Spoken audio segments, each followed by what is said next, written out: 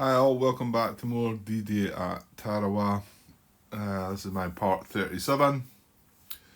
Um, so the day after the last part, I cut things short. Just wanting to make sure about this naval gunfire situation.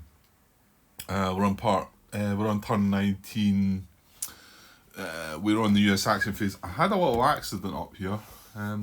Nothing got flipped over, fortunately. I don't know, I think it was a bit of paper that it kind of scattered here and moved some counters across. I put everything back.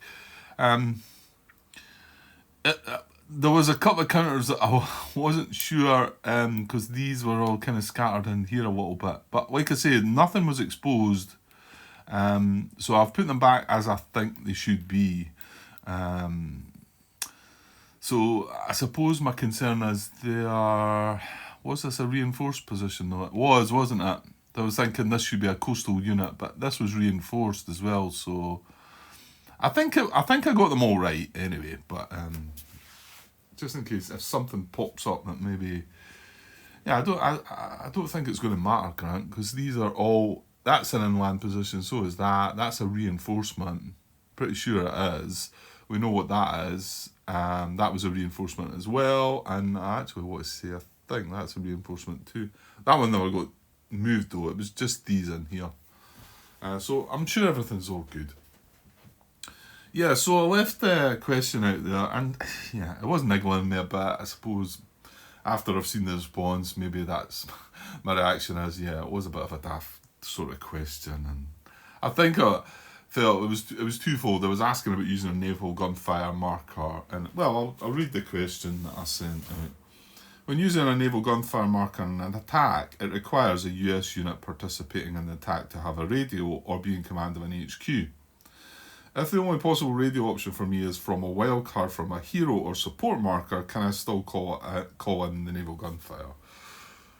And it felt a bit, maybe you can class this as a radio, but then is that not only when you're using that to attack? However, I'm making an attack here, so it felt like this question wasn't maybe so daft.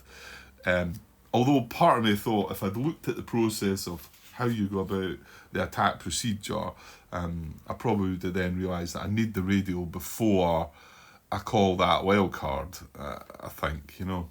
And then the second half of it was about the attempted barrage, which I kind of thought, nah, you can't do that really. The question again was, when using a naval gunfire marker in a barrage, it requires an undisrupted US unit with a radio or in command of an HQ to be in the target's field of fire. Is it possible to achieve the radio requirement from a hero as a wildcard to call in the naval gunfire barrage? Or even could a support marker be able to be used for this purpose? And I thought that was like a big no-no, really. But I thought I'd add it in there with the attack one. Because the attack one thought, maybe. But then I also wondered about, like, if I was...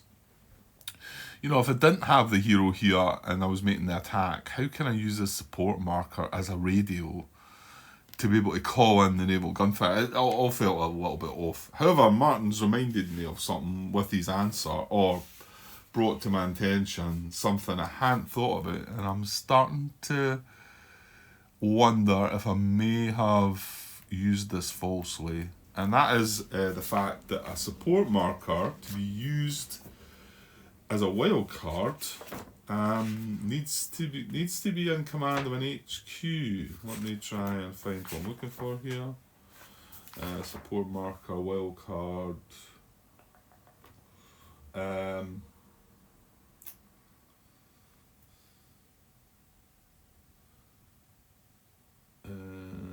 That's another one. That's another one to keep in mind as well, Grant. You may spend the support marker for any of its functions only if the hex in which the function is to occur is in US communication. So you need to remember that one as well. Where does it tell you about the using the support marker? It must actually just be within the US attack part. Hang on. US attack, heroes and weapons.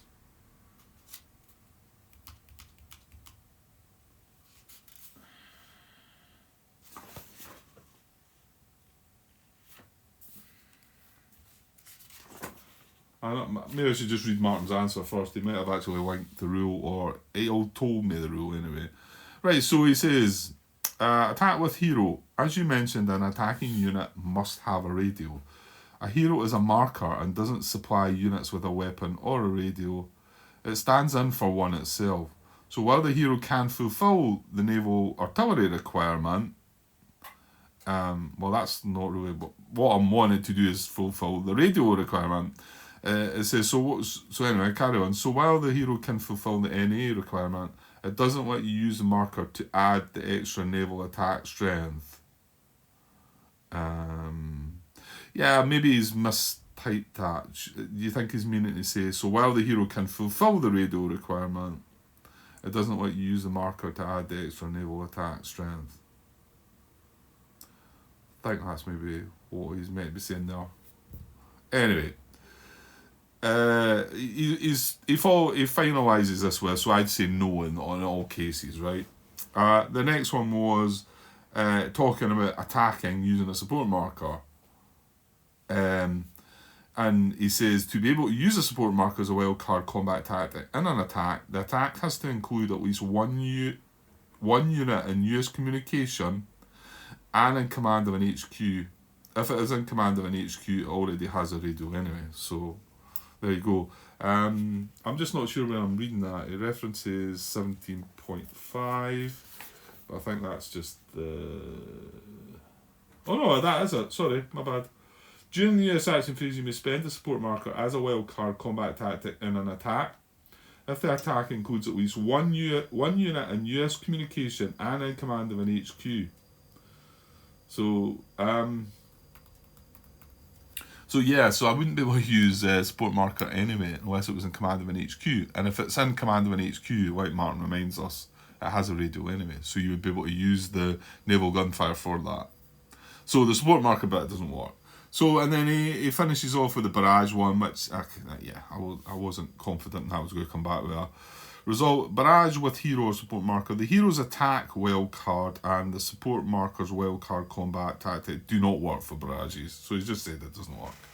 So none of that works for me. So I cannot use my naval gunfire marker on this. So that is that. Right, thanks for that, Martin. I think they were a bit daft questions, but you'll be used to a daft one for me from time to time. Maybe more time to time than should be, but anyway. Right, give a sec. It's just plugging my tablet back in there. So now I'm not sure what to do. I mean, like I've said, I'm glad I've done this because I might have been tempted to use the gunfire on that, naval gunfire on that.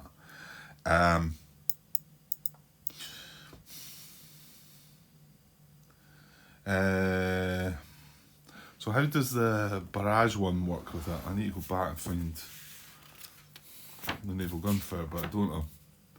Naval fire barrage. As long as at least one undisrupted US infantry unit with a radio or in command of an HQ is in the target's field of fire. Yeah, so that's why I could do this one with the barrage or attack, because he's got a radio, this guy. This feels like this might be a waste. However, I mean, all these guys are sitting in red field of fire, Grant. Him, he's in intense red. This is in steady red. This garrison, when this unit, when this becomes activated, is going to destroy this garrison because it's in its field of fire. So, I mean, maybe I should just use that. However, there's a temptation here to have a go at this with this and use the support marker.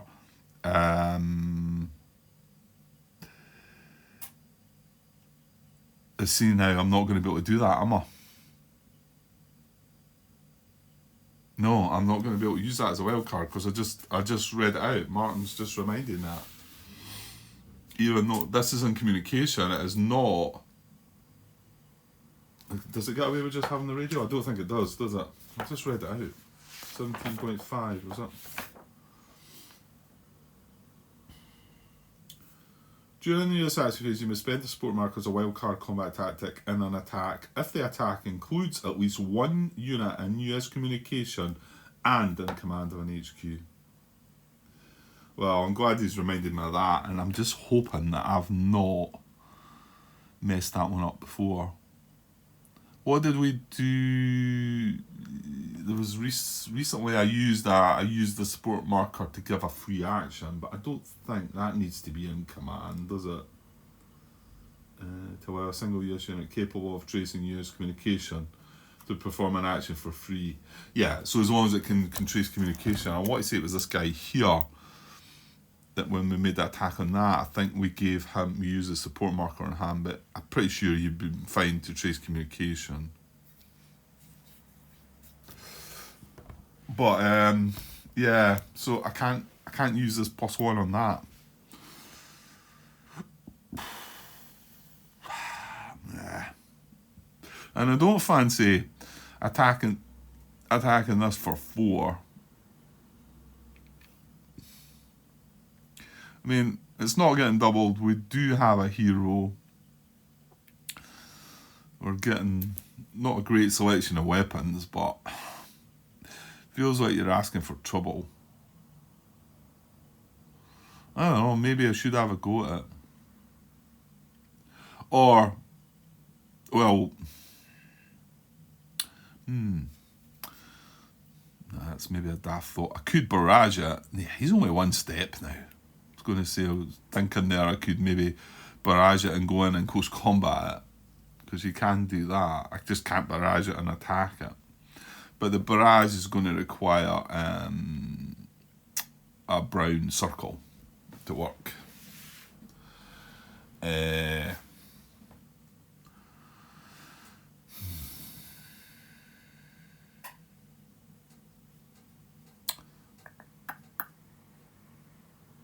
just wonder if there's a better place to use this naval gunfight. I mean,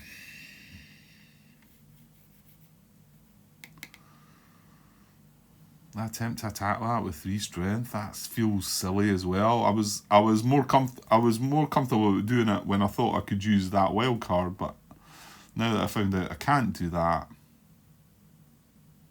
it just feels like a bit of a waste to be using that on, using this on that, because it's not got a depth marker, and I could look elsewhere and attempt to barrage. I mean, I think I could. Now hold on, no, barrage needs to be. What's the command post? Is it at 3 now? Yeah. So 1, 2, 3. Yeah, no, these aren't in command, are they? Just, I could maybe have attempted. Well, I can't. I don't think to barrage this. Well, hang on. Does it not need? God, I feel like I've just read these things and I'm just not retaining the information here. Naval fire barrage.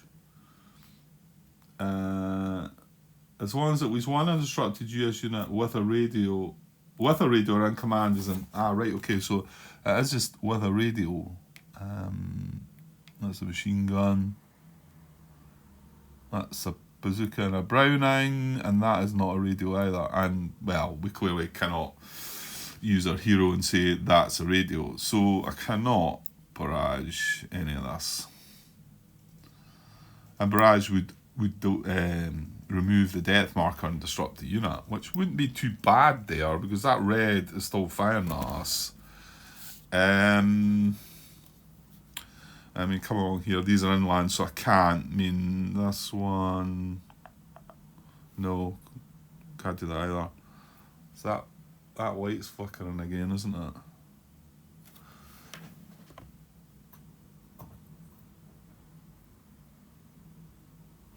I think that's it. Or is it? Yeah, so no, I don't think I've got any options along here, to be honest. It's annoying. No, he's not got a radio either, so.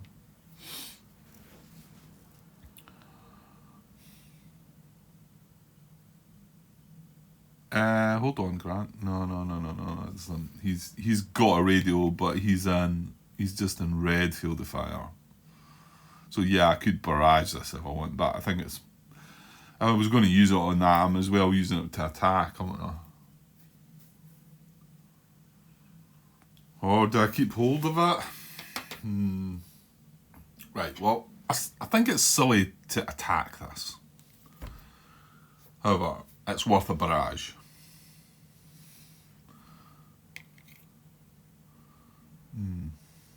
See, he's sitting in red as well, so he could barrage that. But remember, these two guys are sitting in intense brown, Grant, so a barrage would be really, really nice on that brown position.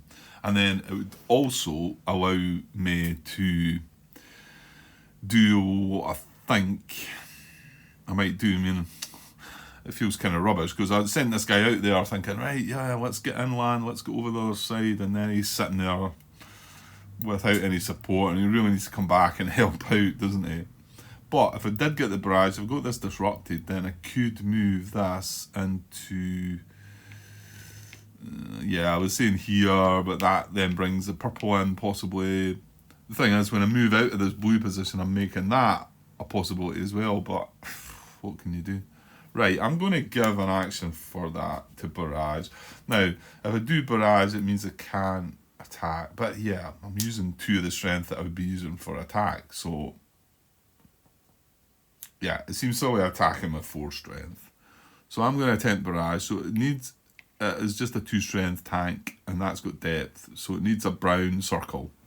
Right, so I'm just going to zoom out and stretch across and bring a brown circle into the game. Oh, how about that? Oh, that's sweet. Okay, result. Okay, that's good. And remember, he's going to get free action as well. Ooh.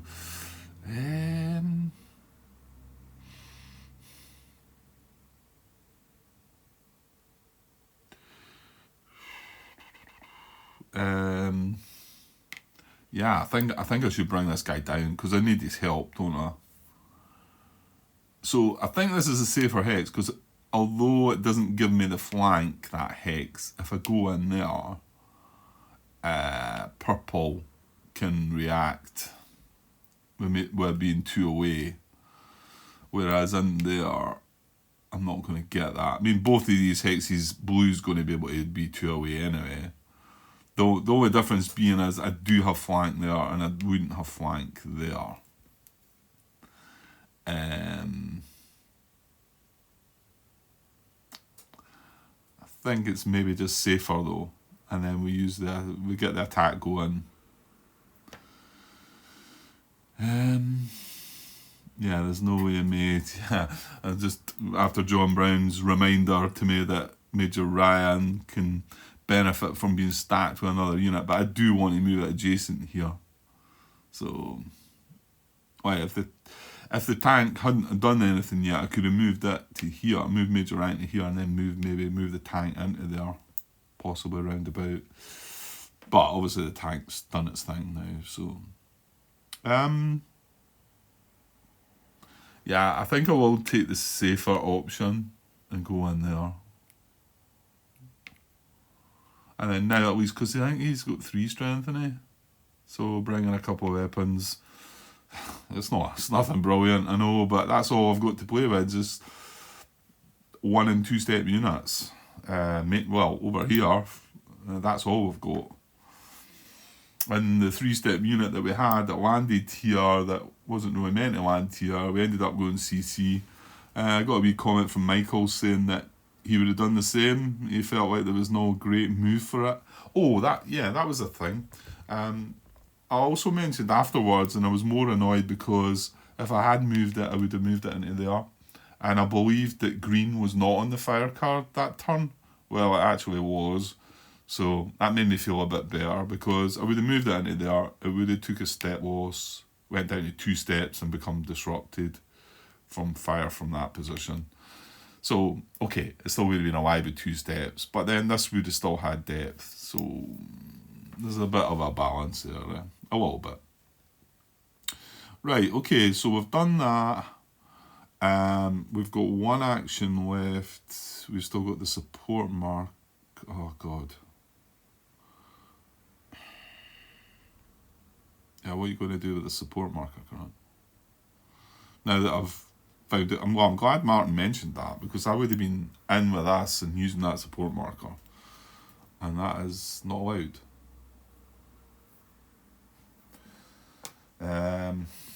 Well, it looks like the support marker is going to be annoyingly, well, not wasted. I might give a free action to somebody, but that's not what I want to be doing, because if I can garrison, you know.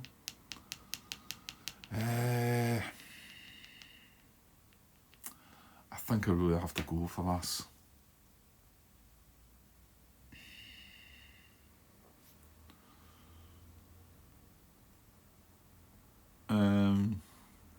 No.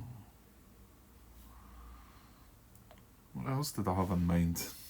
Something else on my thoughts there, but no. No, I can't see anything across this other side, really. Yeah, I'm going to have a support marker with nothing to do with it. That's frustrating. That's two in the game I've had. Well, I think I made use of the first one when I was in that position, but I'd sooner right now rewind time and use it as a garrison. But you can't do it because of the way that it's cleverly laid out. Alright, I think I'm going to do this here.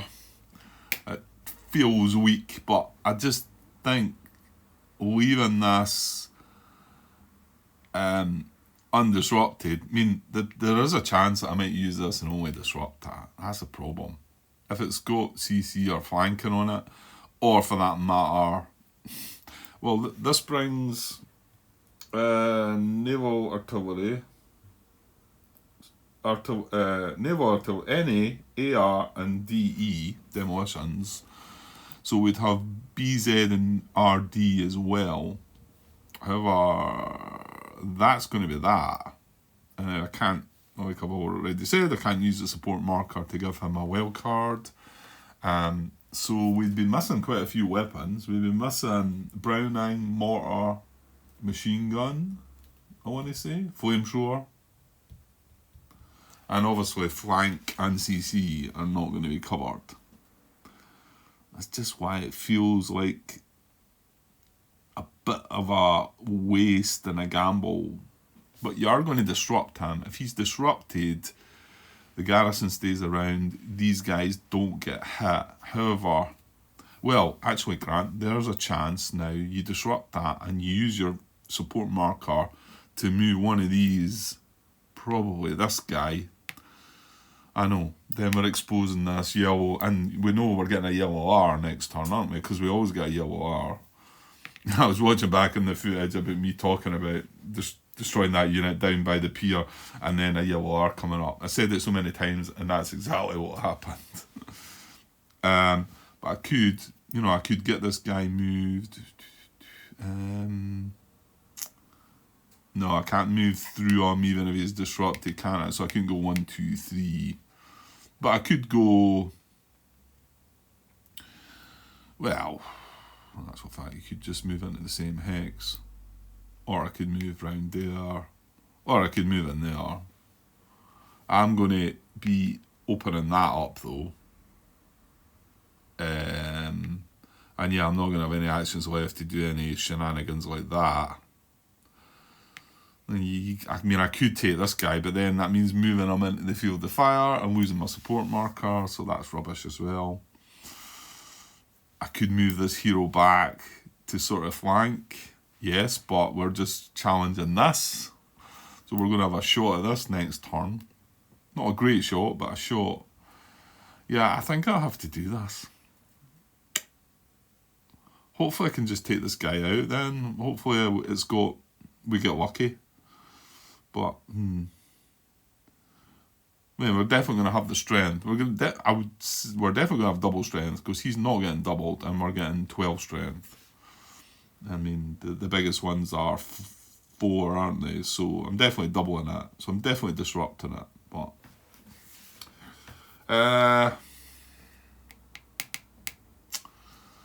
yeah, let's just do it then. So he's got bazooka and radio,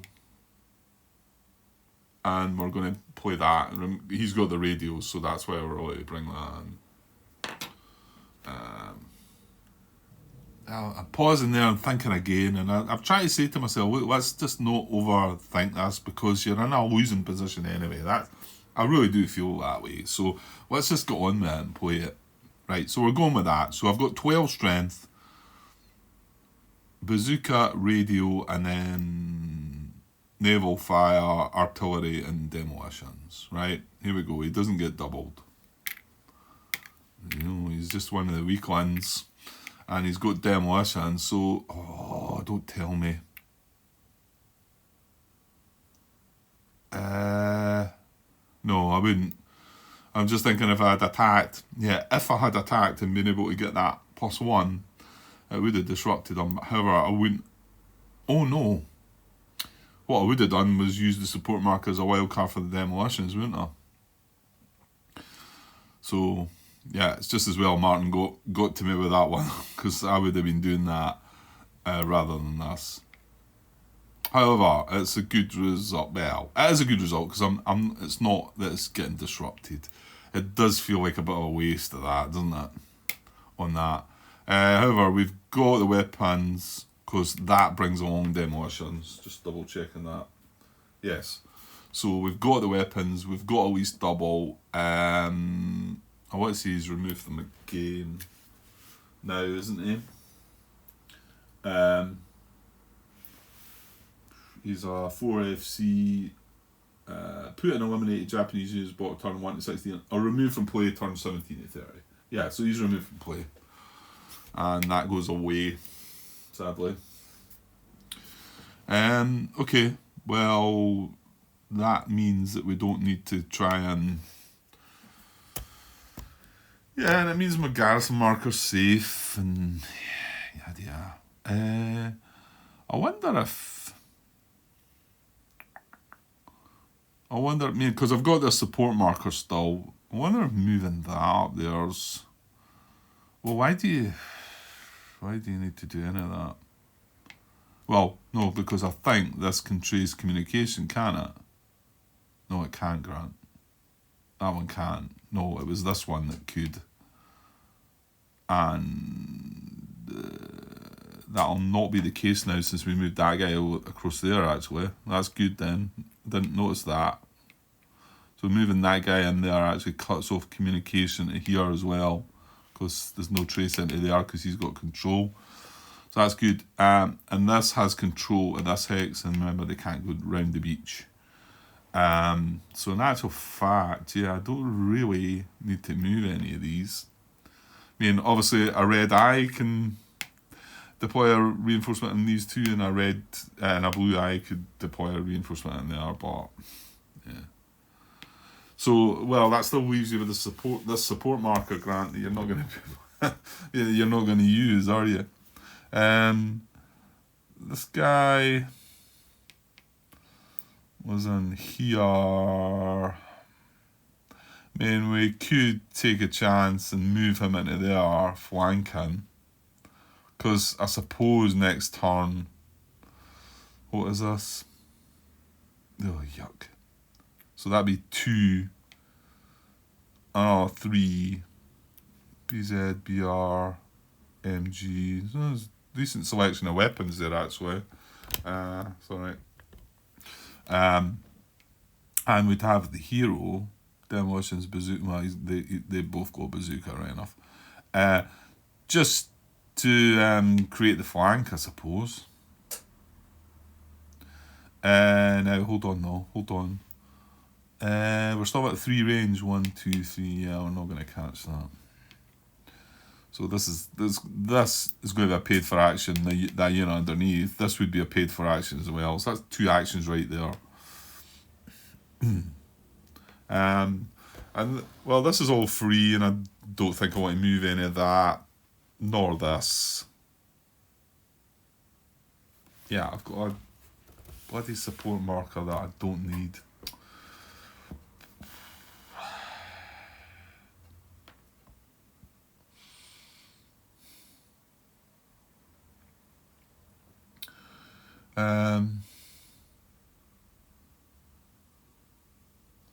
Yeah, that's kind of the best I can think about is moving that guy into there. Because it doesn't matter if I leave him there or not, I'm going to need to spend an action on him because the command post is not going to increase to 4 for another 3 turns yet. So moving it into there, it's fine. We'd be checking on a red circle. I'll tell you what, there's 3 circles up there, and one of them is red, and the card's up there. So the only downside to this is he's moving into brown steady fire as well. If he moves in there,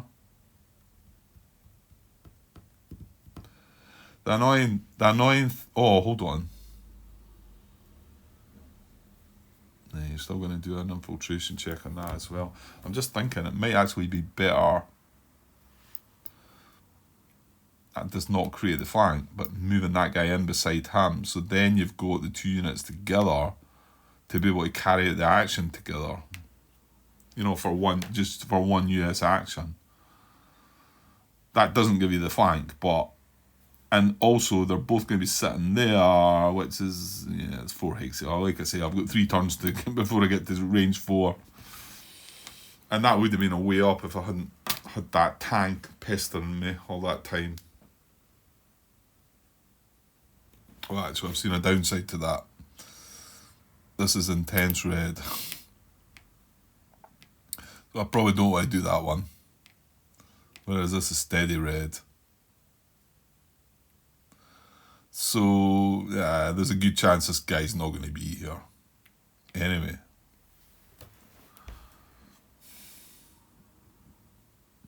I don't think you should move that.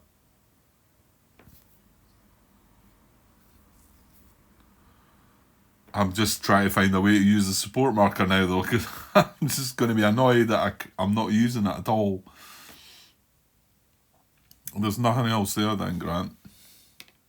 So your only real option is moving him into there.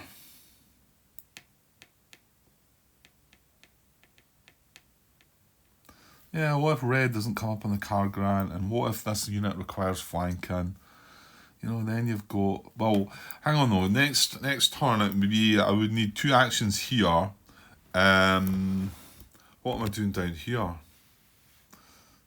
We should be able to take that guy out with mortar machine gun. This guy for the mortar, just from the hero. And the strength. And then, hopefully, the tank for the machine gun. So, they're both 3 actions. So, that's fine. And then up here, we're going to need an action for the tank.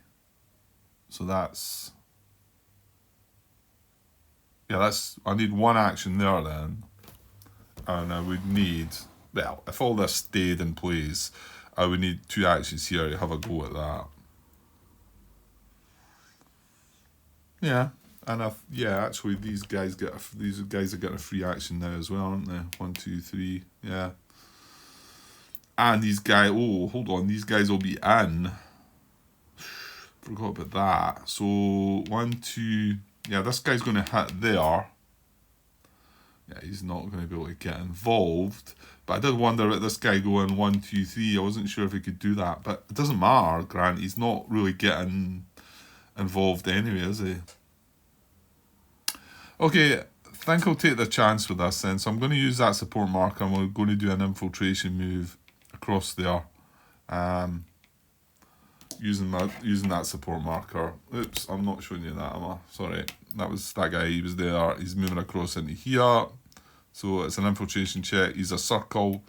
There's a support marker just to show that I've used it. I would much prefer the garrison, but however. And we're going to draw a card, and hopefully we do not want... What did I say? A red circle, was it? Yeah, we don't want a red circle. Right, no red, no circle. Good, okay. Right, well, that was that. Okay, well, that's everything spent. I don't know. It kind of went all right. This went good. What did we do here? No, I think we were just moving into position here and hoping for the best. So that kind of move, I suppose, does make some sense. These guys are going to come in next turn. Yeah, this will be fine as long as our tank stays alive. Right. Actually, I'm just looking down there. This guy's got a mortar, isn't he? But we chose to... Why was the reason? Or did he just land? No. Or did he?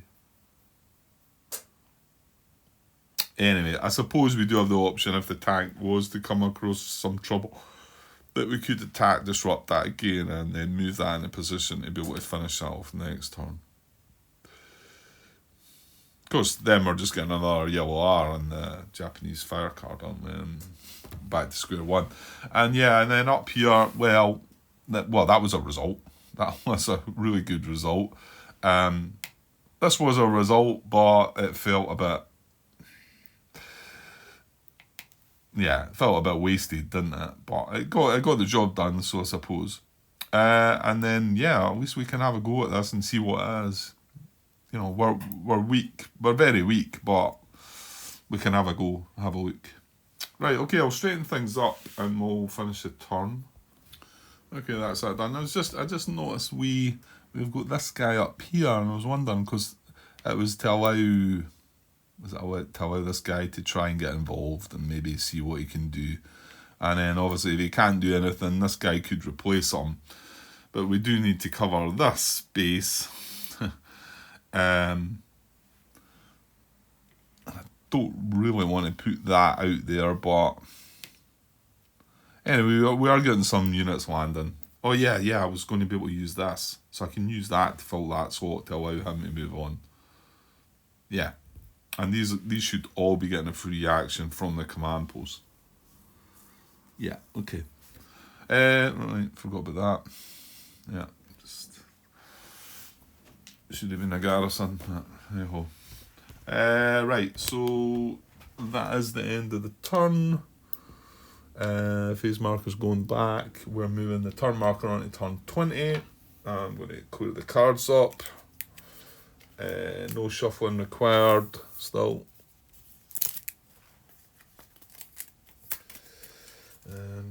Well, that's a couple of yellow R's in the discard pile. So, who knows, we might have a chance. Well, actually, a yellow R this time, yeah, it's going to be alright, isn't it? Because we've not taken that guy out yet, and this is still considered occupied.